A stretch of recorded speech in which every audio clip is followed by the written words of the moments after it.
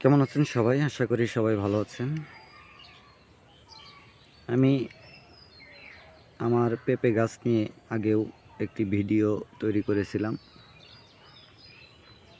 আমার বাড়িতে আসলেও অনেকগুলো পেঁপে গাছ রয়েছে। এখান থেকে আমি পর্যাপ্ত পাকা পেঁপে পেয়ে থাকি। এই যে একটি পেঁপে দেখতেছেন, এটি আসলে ছোট ছিল পেঁপেটি, খাওয়ার উপযুক্তও ছিল। তারপর পেঁপেটি আমি গাছ থেকে ওঠাইনি, কারণ এটি ছোট ছিল। পাখিদের জন্য কিছু কিছু পেঁপে আমি রেখে দেই, কারণ এই পেঁপেগুলো খাওয়ার পরে নিচে যে বীজগুলো পড়ে সেগুলো থেকে আবার নতুন করে চারা তৈরি হয়। সেই চারার থেকে আমি গাছ আবার নতুন করে তৈরি করি।